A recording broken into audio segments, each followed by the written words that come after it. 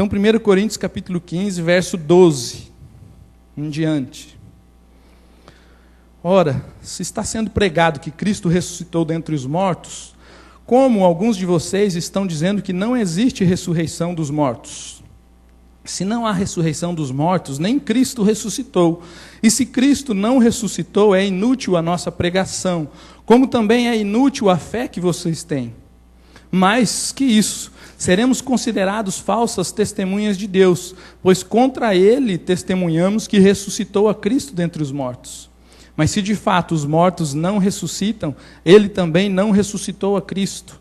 Pois se os mortos não ressuscitam, nem mesmo Cristo ressuscitou. E se Cristo não ressuscitou, inútil é a fé que vocês têm, e ainda estão em seus pecados. Neste caso também os que dormiram em Cristo estão perdidos. Se é somente para esta vida que temos esperança em Cristo, somos, de todos os homens, os mais dignos de compaixão. 32. Se foi por meras razões humanas que lutei com feras em Éfeso, que ganhei com isso? Se os mortos não ressuscitam, comamos e bebamos, porque amanhã morreremos. Não se deixem enganar, as más companhias corrompem os bons costumes. Como justos, recuperem o bom senso e parem de pecar, pois alguns há que não têm conhecimento de Deus. Digo isso para a vergonha de vocês. Irmãos, nosso maior símbolo, cristão, se eu perguntasse qual é o maior símbolo do cristianismo, eu creio que, se não todos, mas 99,9% das pessoas diria que é a cruz. Tanto que nós sempre, quando, não precisamos mudar não, mas sempre tem uma cruz aqui no nosso data show. Mas nós podemos dizer também que no mesmo nível, em pé de igualdade com a cruz, um grande símbolo, e isso não pode ficar a nível de símbolo, assim como a cruz, da nossa fé, é o túmulo vazio. Porque assim como lemos aqui, a ressurreição, ela é fundamental para a nossa fé. Paulo está dizendo aqui que se Cristo não ressuscitou, a nossa fé é inútil, é vazia, é vã, é sem sentido algum. Então a ressurreição é algo que faz parte da nossa fé, daquilo que a gente crê, ela precisa ser algo muito vivo. E com tristeza a gente vê que muitas vezes nas igrejas, a mensagem da ressurreição, ela só é pregada em culto de Páscoa. Mas a gente está vendo Paulo aqui falando com essa igreja de uma maneira tão tremenda a respeito da ressurreição e deixando muito claro que se esta ressurreição não atingir as nossas vidas, se essa ressurreição não for algo que a gente creia, de fato, a nossa fé é uma fé que não vai nos levar a lugar algum.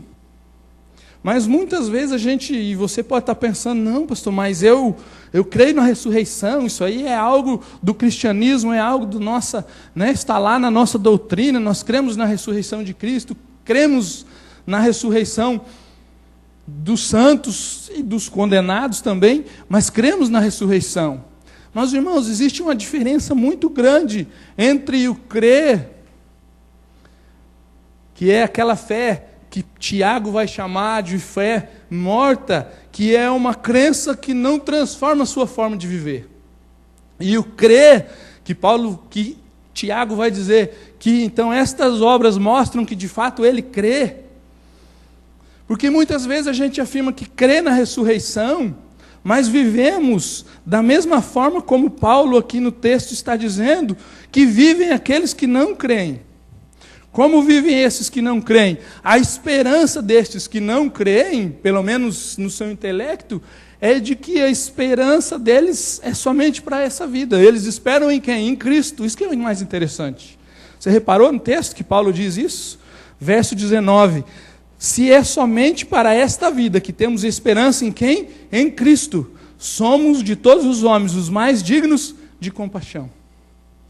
Ele não está dizendo que a esperança não é em Cristo, mas que se essa esperança não estiver firmada numa fé que opera e crê na ressurreição, você é o mais infeliz dos homens, e alguma tradução vai dizer assim. Você é o mais digno de compaixão, você é um coitado, você está crendo em algo que não faz sentido, ainda que Cristo aparentemente, no seu entendimento, esteja no meio disso. Mas como é que a gente sabe se não, pastor, mas eu não vivo dessa maneira, não é possível. No verso 32, Paulo também vai dar uma dica de como é que a gente, então, está vivendo como se Cristo não tivesse ressuscitado e como se não houvesse esperança, né, além desta vida. Não houvesse um Cristo vivo que prometeu, e nós já vamos ver depois que nós também vamos ressuscitar.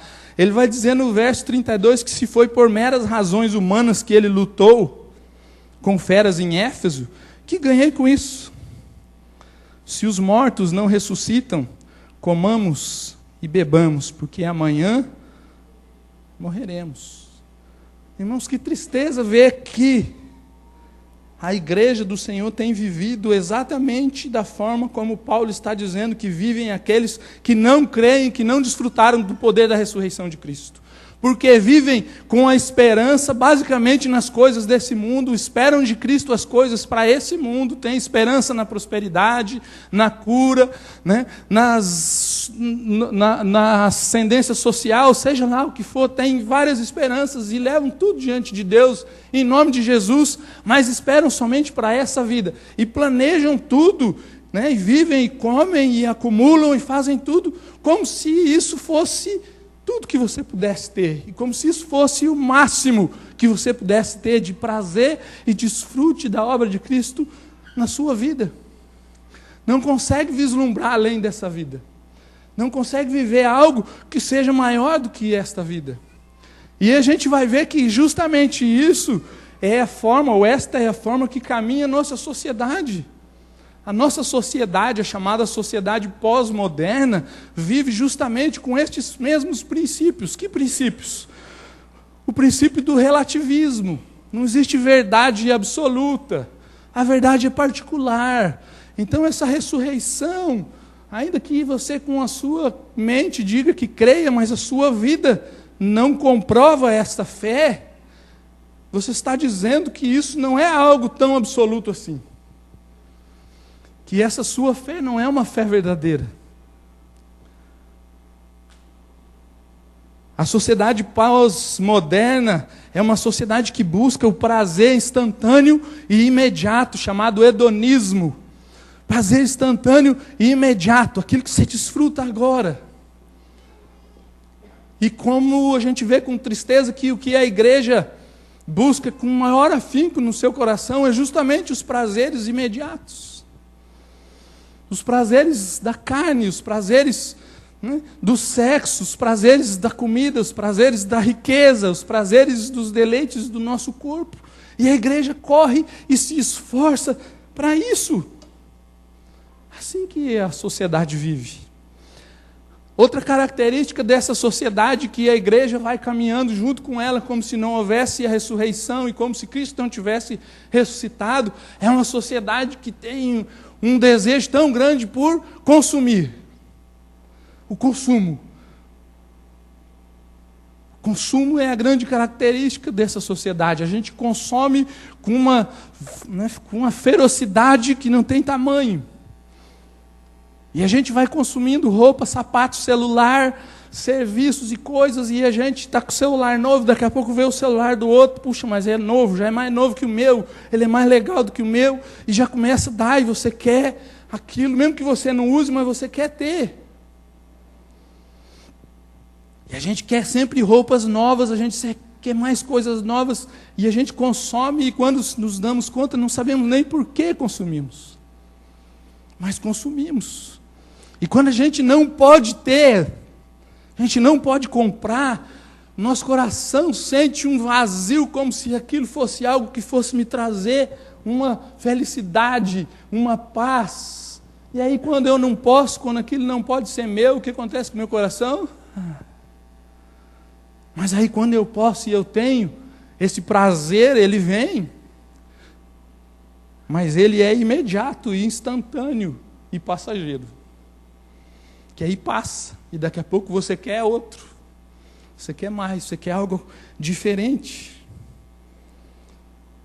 E quando a gente olha para aqueles que de fato desfrutaram e creem com o seu espírito na ressurreição de Cristo, nós vamos ver que essa ressurreição transforma a nossa vida, transforma o nosso coração, e nós começamos a realmente, de fato, viver uma vida que difere da sociedade. Que difere, e eu queria pensar um pouquinho com vocês, quais são, de que forma esse poder da ressurreição, porque Paulo vai dizer que a ressurreição de Cristo tem um poder. Há um poder na ressurreição de Cristo. E ele vai falando no capítulo 15 e em várias outras cartas a respeito desse poder, a respeito do que essa ressurreição conquistou, do que essa ressurreição vai fazer na nossa vida. E a primeira coisa que a ressurreição faz na nossa vida, e se você não desfrutou, e se você ainda não vive isso de forma plena, talvez você ainda não tenha conseguido desfrutar e conhecer a ressurreição, é a liberdade que ela proporciona. A ressurreição de Cristo nos liberta. Mas liberta de quê, pastor? De quê? Vamos ver. 1 Coríntios aí 15, verso 53. Está falando agora da ressurreição do nosso corpo. Porque Paulo vai dizer que assim como Cristo ressuscitou, nós ressuscitaremos também, verso 53. Pois é necessário que aquilo que é corruptível se revista da incorruptibilidade, e aquilo que é mortal se revista de imortalidade. Quando, porém, o que é corruptível se revestir da incorruptibilidade, e o que é mortal... Alô? Oi, voltou. E o que é mortal de imortalidade, troco? Tem outro? Já chega.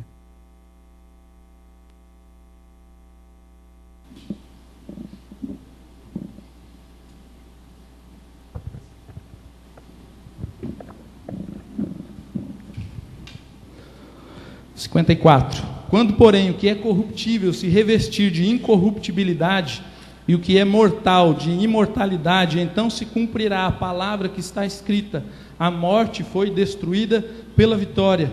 Onde está, ó morte, a sua vitória? Onde está, ó morte, o seu aguilhão? O aguilhão da morte é o pecado, e a força do pecado é a lei. Mas graças a Deus que nos dá a vitória por meio de nosso Senhor Jesus Cristo. Irmãos, a ressurreição de Cristo e o poder dessa ressurreição, ele nos liberta do pavor, do medo da morte, da escravidão da morte. Porque nós éramos escravos da morte. Porque a morte seria para nós, quando o pecado entrou no mundo e chegou até nós, e pelo nosso pecado, algo que não tinha solução, não tinha jeito, éramos escravos dela, não tem para onde fugir da morte, não tem como correr da morte, não tem como escapar da morte, mas a partir da ressurreição de Cristo, Ele nos liberta, não somos mais escravos da morte. Mas quanta gente vive ainda no pavor da morte, como se a sua vida precisasse ser desfrutada de maneira muito intensa, porque a morte é algo que vai chegar a qualquer momento, e vai. Mas quando esse poder atingiu as nossas vidas, nós começamos a olhar para além da morte. Nós começamos a viver além da morte. E a ressurreição é o que nos dá a essência de compreensão da eternidade. Irmãos, e compreender uma faísca da eternidade vai transformar todas as nossas vidas. E nós, como finitos que somos, não conseguimos olhar essa eternidade.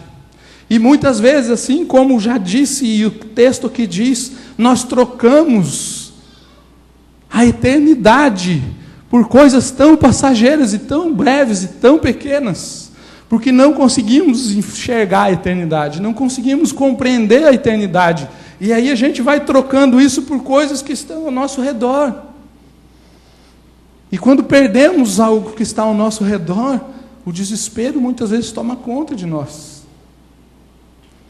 Esses dias conversava em casa com a Alessandra, e ela com esse mesmo sentimento, o sentimento que eu tenho, que as pessoas não compreendem o que é eternidade, o que é desfrutar da eternidade ao lado de Cristo, e o que é passar a sua eternidade afastado de Cristo, na condenação ou na morte eterna, aquela mesmo que nós éramos escravos, ou somos escravos, se não fomos alcançados pelo poder da ressurreição de Cristo.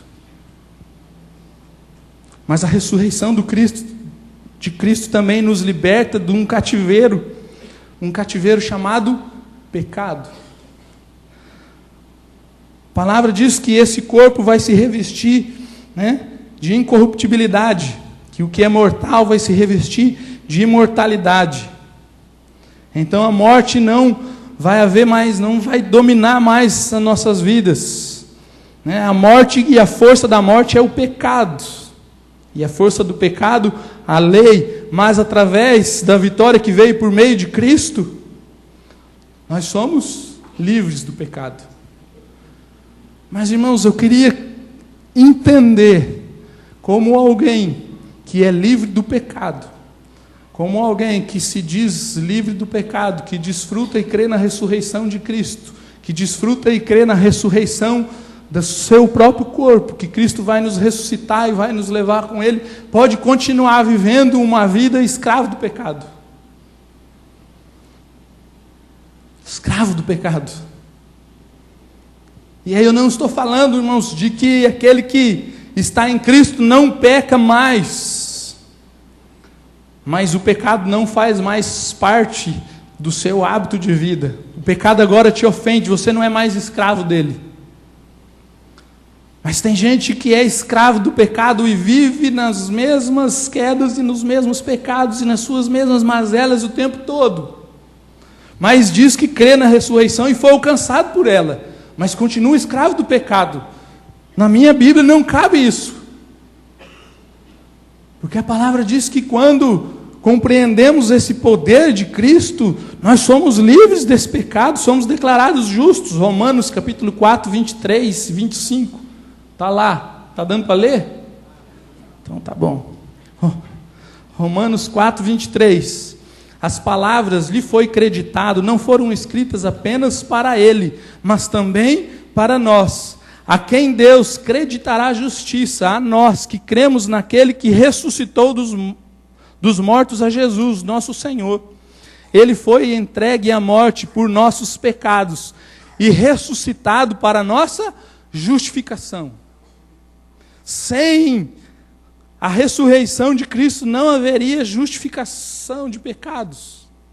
Nós não seríamos declarados justos, ou seja, livres de condenação, livres do poder e da força do pecado sobre a nossa vida. Não seríamos regenerados, porque a força do pecado continuaria operando e dominando sobre nós. Mas a palavra diz que nós não somos mais dominados. Então você consegue entender como na nossa fé, muitas vezes nós ficamos nessa subjetividade, que aquilo que cremos não é compatível com aquilo que vivemos. Mas a palavra não nos dá opção, não nos dá escolha. Ela diz que aqueles que foram alcançados foram justificados. Foram justificados. 1 Pedro 3, 21 e 22. E isto é representado pelo batismo, que agora também salva vocês. Não a remoção da sujeira do corpo, mas o compromisso de uma boa consciência diante de Deus. Por meio do que, irmãos? Essa boa consciência diante de Deus? Por meio da ressurreição de Jesus Cristo, que subiu aos céus e está à direita de Deus. E a Ele estão sujeitos anjos, autoridades e poderes. Irmãos, eu não sei como você tem vivido a sua vida. Eu não sei se talvez você ainda tenha estado escravizado pelo pecado, se o pecado tem te dominado, tem te oprimido, tem agarrado no seu pé. Mas uma coisa eu sei, se hoje o poder da ressurreição de Cristo, da obra de Cristo, tocar na sua vida, no seu coração, você vai ser liberto desse poder hoje. E se assim não fosse, a palavra de Deus não nos diria que assim é. Porque a ressurreição nos liberta e transforma as nossas consciências. Mas o poder da ressurreição também, irmãos, vai nos dar esperança. A esperança. Quando essa ressurreição de Cristo é algo vivo e eficaz nas nossas vidas, a esperança é algo que queima os nossos corações. É algo que ferve os nossos corações. Mas que esperança, pessoal, já vamos ver. 1 Coríntios 15, 42, 49. Assim será a ressurreição dos mortos. O corpo que é semeado é perecível e ressuscita imperecível. É semeado em desonra e ressuscita em glória. É semeado em fraqueza e ressuscita em poder. É semeado um corpo natural e ressuscita um corpo espiritual. Se há corpo natural, há também corpo espiritual. Assim está escrito: o primeiro homem, Adão, tornou-se um ser vivente. O último, Adão, espírito vivificante. Não foi o espiritual que veio antes, mas o natural. Depois dele, o espiritual. O primeiro homem era pó da terra, o segundo homem dos céus. Os que são da terra são semelhantes ao homem terreno. Os que são dos céus, ao homem celestial. Assim como tivemos a imagem do homem terreno, teremos também a imagem do homem celestial. Ah, irmãos, que esperança que este corpo corruptível, esse corpo perecível, vai ser transformado, esse corpo de desonra vai ser retirado dele, e a fraqueza vai ser retirado dele, e as doenças, as dores, as enfermidades, as lágrimas, a tristeza, as angústias que nos assolam, que nos consomem, vai ser retirado tudo, e vamos receber um corpo espiritual semelhante a quem? Ao do homem espiritual, Cristo. Mas interessante que Paulo faz um jogo de palavras no 48 e no 49, que ele fala de um tempo futuro no 49, de que teremos também a imagem do homem celestial, mas no 48 ele diz: os que são da terra são semelhantes ao homem terreno, os que são dos céus ao homem celestial. Ele traz isso já para quando? Para hoje. A transformação completa e definitiva vai ser na ressurreição final, mas a esperança já habita em nós e já transforma as nossas vidas agora, nos trazendo consolo. E essa esperança precisa nos fazer caminhar nessa terra, pela esperança de algo que vai ser tremendo e maravilhoso, o qual vamos receber. Mas vivemos buscando esperança e nos agarrando na esperança das coisas da terra, as coisas do mundo. Não conseguimos viver essa esperança, não conseguimos compreender a eternidade, não conseguimos compreender um corpo diferente desse, e continuamos semelhantes a quem? Ao homem terreno, a Adão. Mas aí a palavra diz que esses são da onde? Da terra, esses não são dos céus, porque os que são dos céus são semelhantes ao homem celestial. Atos 2, 22 a 24. Israelitas, ouçam estas palavras: Jesus de Nazaré foi aprovado por Deus diante de vocês, por meio de milagres, maravilhas e sinais que Deus fez entre vocês por intermédio dele, como vocês mesmos sabem. Este homem lhes foi entregue por propósito determinado e pré-conhecimento de Deus. E vocês, com a ajuda de homens perversos, o mataram, pregando-o na cruz. Mas Deus o ressuscitou dos mortos, rompendo os laços da morte, porque era impossível que a morte o retivesse. Irmãos, há uma esperança, e nós podemos ter esperança, porque nada foi capaz de reter o nosso Senhor. Então não há nada nas nossas vidas que não possa ser cuidada por esse Senhor. Essa deve ser a nossa esperança, ainda nas horas de maiores lutas, dores e sofrimentos, angústias, sejam elas físicas, espirituais, emocionais, nós precisamos estar agarrados a isso, de que o Deus que nós cremos, o Senhor que nós temos, é o único que a morte não o reteve. Não há nada que Ele não possa cuidar, não há nada que Ele não possa transformar, não há nada que Ele não possa mudar.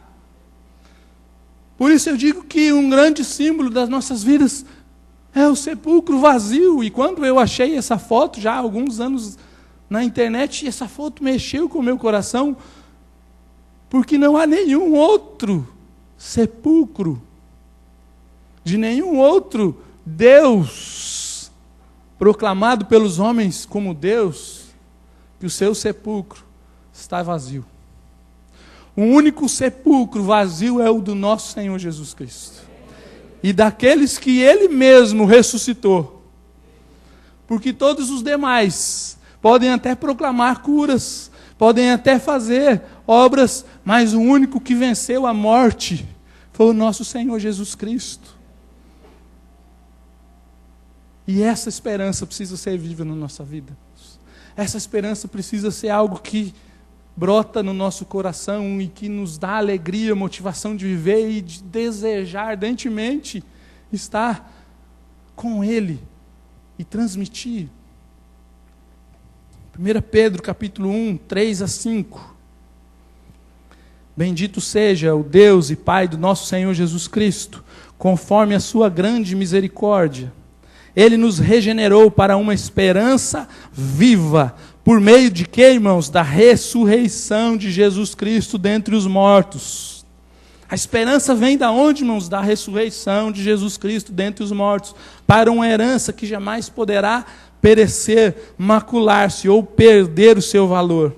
Herança guardada nos céus para vocês, que mediante a fé são protegidos pelo poder de Deus até chegar à salvação, prestes a ser revelada no último dia. Irmãos, a esperança viva por meio da ressurreição nos garante uma herança que não perece, que não é maculada, que não perde o valor, que está guardada nos céus. E a palavra diz que enquanto nós aguardamos, o que acontece com a gente? Somos protegidos pelo poder de Deus, até a salvação ser revelada no último dia. A palavra diz que somos protegidos pelo poder de Deus. Não importa onde você está, não importa onde você vai, não importa quais são as lutas, dificuldades, dores, não importa qual a força do pecado, da tentação, a palavra diz que nós somos protegidos por um poder qualquer, pelo poder de Deus. O mesmo poder que retirou Cristo dos mortos. O mesmo poder que ressuscitou nosso Senhor Jesus Cristo é o mesmo poder que nos protege. É o mesmo poder que restaura as nossas vidas. É o mesmo poder que nos liberta. É o mesmo poder que diz que nós podemos ter esperança, porque este corpo vai ser transformado, este corpo vai perder toda a sua morte e podridão. Irmão, se isso não transformar a sua vida, a sua maneira de viver, de se relacionar com Cristo e com o seu corpo, eu acho que mais nada pode transformar a sua vida. Porque a palavra diz que o maior poder de Deus é o poder que arrancou Cristo dos mortos. Mas o poder da ressurreição também nos dá segurança e nos dá consolo. 1 Coríntios 15, 23. Mas cada um por sua vez. Cristo o primeiro. Depois, quando ele vier, os que lhe pertencem. Cristo primeiro, o primeiro ressuscitado. Depois, quando ele vier, quando ele voltar, nós que pertencemos a ele. Romanos 1,14, e que mediante o Espírito de Santidade foi declarado Filho de Deus com poder pela sua ressurreição dentre os mortos. Jesus Cristo, nosso Senhor. Irmãos, é pela ressurreição de Cristo, é porque Ele é as primícias. E as primícias lá no tempo de Israel, eram os primeiros feixes da colheita, a primeira colheita, os primeiros frutos eram colhidos e levados até o templo como oferta e então entregues ao Senhor como uma ação de graça diante do Senhor e como uma certeza de que a colheita seria farta, porque aqueles primeiros frutos tinham sido fartos. Então, como sabemos que o primeiro, a primícia, Cristo, já foi colhido, já saiu da morte, temos a certeza, a segurança de que também nós seremos ressuscitados com Ele. E temos a certeza de que Ele está vivo e de que Ele vai voltar. A igreja não vive essa segurança e essa expectativa da volta de Cristo. A igreja, com raras exceções, não ora pela volta de Cristo como a palavra nos ensina a orar.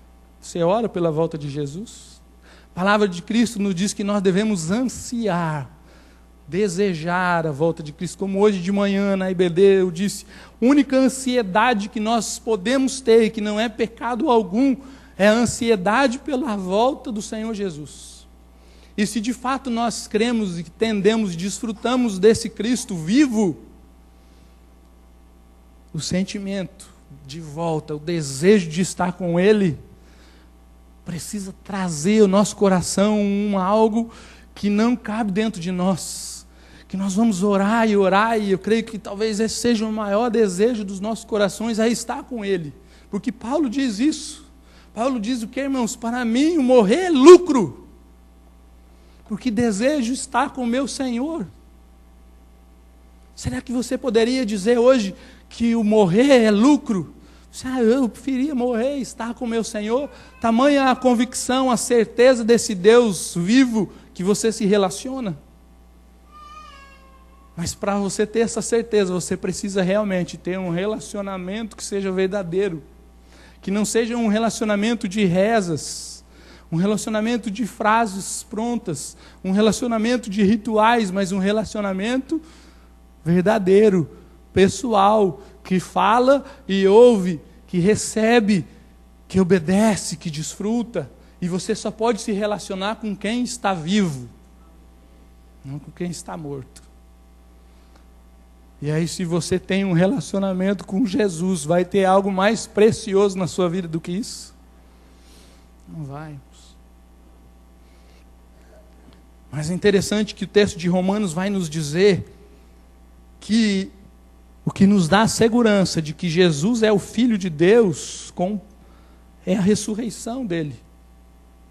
O que nos dá a segurança de que fato aquilo que Jesus falou era verdade, de que fato aquilo que ele revelou, ensinou, e de que ele afirmou ser o Messias e ser o Filho de Deus, que nós podemos crer nisso, é porque ele ressuscitou. Porque se ele não ressuscitou, como Paulo disse, repito, Jesus é mentiroso, porque ele disse que ressuscitaria. Não só Jesus, mas os apóstolos são mentirosos, porque o próprio Paulo diz, se Jesus não ressuscitou e se não há ressurreição dos mortos, nós pregamos contra Deus, porque testemunhamos a respeito da ressurreição. E em Romanos, Paulo vai dizer que nós sabemos que Jesus foi declarado Filho de Deus com poder, por onde? Pela ressurreição dos mortos. E a ressurreição nos dá consolo. 1 Tessalonicenses 4, 16 a 18, pois dada a ordem, com a voz do arcanjo e o ressoar da trombeta de Deus, o próprio Senhor descerá dos céus, e os mortos em Cristo ressuscitarão primeiro. Depois nós, os que estivermos vivos, seremos arrebatados com Ele nas nuvens, para o encontro com o Senhor nos ares, e assim estaremos com o Senhor para sempre. 18, consolem-se uns aos outros com estas palavras. Qual é o melhor consolo, irmãos, que nós podemos ter? E sabemos bem que as igrejas primitivas sofriam perseguições e muitas lutas e dores. E Paulo, ao consolar essa igreja, ele diz, console-se uns aos outros, porque vocês sabem que quando for dada a ordem pelo Pai, e a trombeta ressoar, o Senhor descerá dos céus. E nós, os que estivermos mortos, vamos ressuscitar. E seremos levados ao encontro dEle. Ainda que morramos em lutas e dores, nós temos um consolo que o Senhor vai vir nos buscar. Seremos arrebatados os que estiverem vivos. E seremos levados nas nuvens. Mas quando a dor for terrível no seu coração, seja por que motivo for, seja pela perda de alguém, seja por traumas, dores emocionais e lutas, e talvez coisas que você ainda esteja aprisionado lá no seu passado, talvez coisas que fizeram com você, mágoas, talvez atitudes que feriram você, talvez coisas que machucaram você quando você ainda era tão pequeno, talvez coisas que ainda hoje inferem seu coração, talvez dores na sua carne, lutas com enfermidade. A palavra diz que há um consolo maravilhoso para nós. O Senhor Jesus vai vir te buscar, independente do que possa acontecer. Ele vai vir nas nuvens e vai te dar um corpo novo. Mas a grande maioria de nós não é consolado por isso. A gente ouve estas palavras e fala, é legal, né? Mas sabe lá quando é que Jesus volta? Nisso eu fico aqui, sofrendo. Mas se você foi libertado, ou liberto, pelo poder dessa ressurreição e pela fé prática na ressurreição de Cristo, também essas lutas serão transformadas na sua vida. Mas essa ressurreição, por fim, também nos dá poder para viver e poder para testemunhar de Cristo. 1 Coríntios 15, 31 a 34. Todos os dias enfrento a morte. Irmãos, isso digo pelo orgulho que tenho de vocês em Cristo Jesus, nosso Senhor. Se foi por meras razões humanas que lutei com feras em Éfeso, que ganhei com isso? Se os mortos não ressuscitam, comamos e bebamos, porque amanhã morreremos. Não se deixem enganar, as más companhias corrompem os bons costumes. Como justos, recuperem o bom senso e parem de pecar, pois alguns que não têm conhecimento de Deus. Digo isso para a vergonha de vocês. Mas Paulo vai dizer, todos os dias enfrento a morte. Que as lutas dele, as lutas que ele lutou, não eram lutas por razões humanas. E Paulo tinha plena consciência e esperança e sabia que o poder para viver ou o poder para morrer em Cristo dependia dessa fé viva na ressurreição de Cristo, na busca de Cristo, na sua própria ressurreição. Esse poder é que nos dá, irmãos, condições de viver estas lutas, de passar por essas lutas, de enfrentar as dores, de passar por cima das dificuldades. E é ela que nos dá essa, fugiu a palavra, intrepidez de entrarmos nas lutas. Porque as lutas que Paulo estava falando aqui, que enfrentavam todo dia, irmãos, não eram lutas que vinham até ele simplesmente, mas eram lutas que ele sabia que iria enfrentar. Eram lutas que ele mesmo ia para aquela frente de batalha. Eram lutas que ele sabia que aonde ele estivesse pregando o nome de Cristo, ele seria preso, seria maltratado, seria surrado, mas ele ia da mesma forma. Por que ele ia, irmãos? Porque Paulo era muito corajoso? Não, porque havia o poder de Cristo sobre a vida dele. Ele sabia que a vida dele não era mais preciosa, porque ele mesmo diz isso. Por isso ele tinha essa intrepidez. Por isso ele enfrentava a morte sem medo. Porque a vida dele não tinha mais valor para ele. Não que ele desprezasse a sua vida por si só, mas porque ele sabia que havia algo maior para ser feito. Atos 4:33. Com grande poder os apóstolos continuavam a testemunhar da ressurreição do Senhor Jesus. E grandiosa graça estava com todos eles. Filipenses 3, 10 e 11. Quero conhecer Cristo, o poder da sua ressurreição e a participação nos seus sofrimentos, tornando-me como ele em sua morte, para de alguma forma alcançar a ressurreição dentre os mortos. Irmãos, é porque cremos e vivemos e desfrutamos da ressurreição de Cristo, porque cremos, desfrutamos da nossa própria ressurreição, é que temos poder de continuar a testemunhar da ressurreição do nosso Senhor Jesus Cristo. E o próprio Paulo diz, quero conhecer a Cristo e o poder da sua ressurreição. Nós temos dificuldades, muitas vezes, de testemunhar de Cristo, de evangelizar, de falar do Senhor Jesus, porque não confiamos no poder de Deus que pode agir através das nossas vidas. E quando a igreja falha nessa tarefa, quando a igreja se omite nessa tarefa, quando a igreja não tem discernimento de que o Senhor está querendo usá-la naquele instante. Quando eu digo igreja, digo você e eu. Quando você não tem discernimento de quando Deus quer te usar em determinado momento, quando eu não tenho discernimento, Satanás entra no meio disso tudo, faz uma bagunça. E normalmente sai uma seita, uma heresia no meio disso.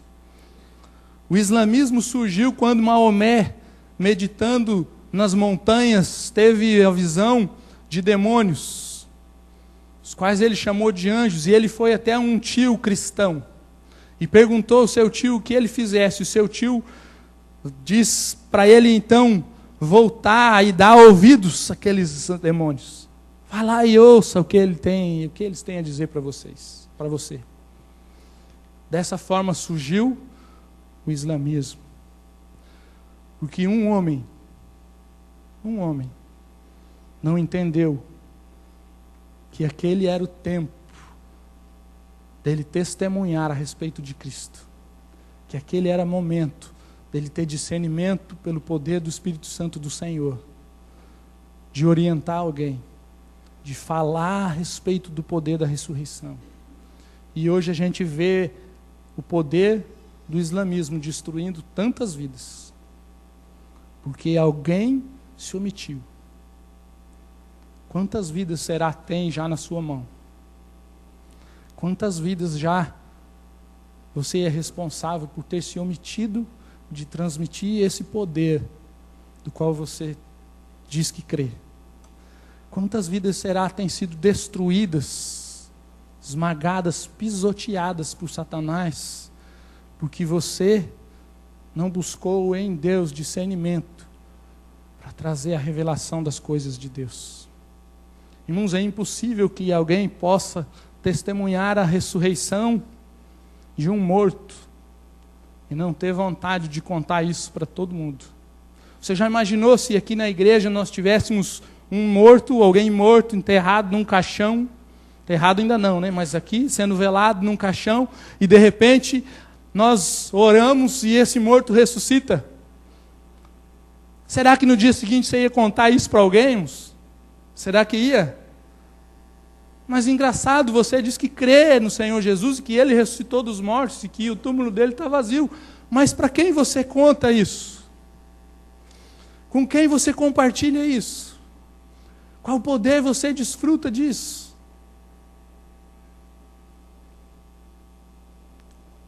Eu lendo um livro sobre evangelismo, li uma história tão simples, de uma menina que certa vez, acho que já contei aqui, não lembro, então vou contar de novo, mas uma menina que numa mensagem foi tremendamente impactada e o coração dela colocou-se diante do Senhor com desejo de evangelizar, mas ela era uma pessoa muito retraída, muito tímida, que tinha vergonha de falar, que tinha dificuldade de se expressar, mas ela falou: Senhor, eu quero testemunhar, eu quero ser um vaso nas tuas mãos, eu quero testemunhar do seu poder.